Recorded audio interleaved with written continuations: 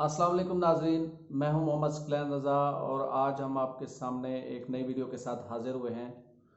आज का हमारा उन्वान जो है बहुत अहम है और ज़ाहिरी तौर पर ये मुआशरे में हर किसी के साथ पेश आता है। हम देखते हैं कि मुआशरे में एक इंसान के बाद जब उसकी विरासत तकसीम होती है तो विरासत के तकसीम होने पर चूँकि हमारे मुआशरे का एक अलमिया हमेशा से रहा है कि बेटियों को और बहनों को उनके हुकूक से जो है वो यानी उनके हकूक अदा नहीं किए जाते और उनसे महरूम रखा जाता है। तो हकीकत में एक बेटी का जो हक़ है, एक बहन का जो हक़ है, वो उस तक लाजमी पहुँचना चाहिए।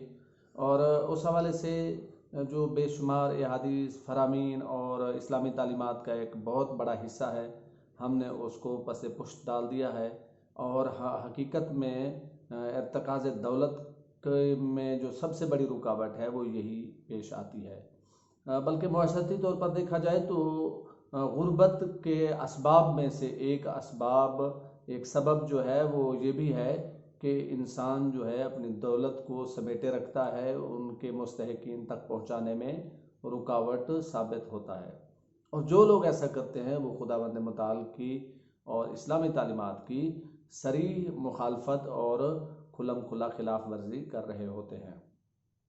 तो मैं समझता हूँ कि तमाम इंसानों को, मुसलमानों को खुसूसन जो है वो इस तरह एक करीब तरीन रिश्तों को और उनके हुकूक को जो है पामाल नहीं करना चाहिए। तो इस्लाम में एक अहम मौजू ये है कि मर्द के एक हिस्से के बराबर और औरत का जो है निस्फ हिस्सा रखा गया है। तो उसकी क्या वजह है, इनको बराबर क्यों नहीं रखा गया? तो हकीकत में जो है वो ये दोनों हिस्से जो है इस्लाम में बराबर हैं, लेकिन हम उनको समझने में थोड़ी सी दिक्कत महसूस करते हैं।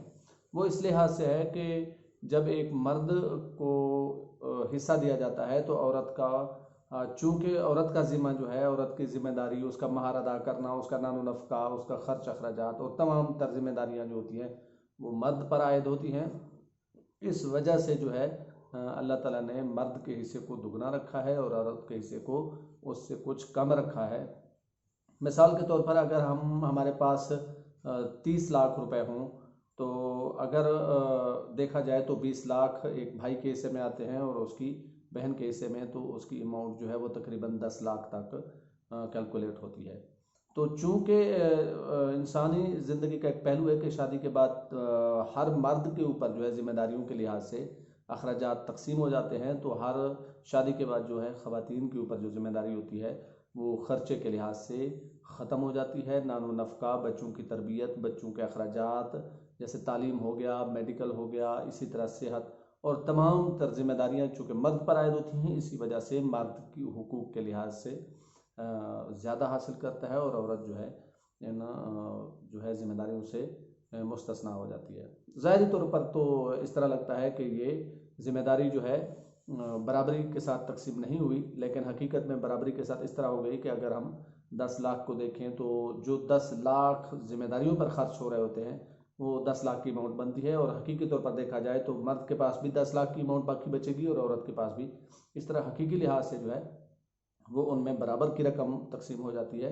और जो अखराजात हैं तो वो लामहला बात है कि मर्द के ज़िम्मे होते हैं, इस वजह से मर्द उन जो उस रकम है उसको अपने अहल खाना पर खर्च कर देता है।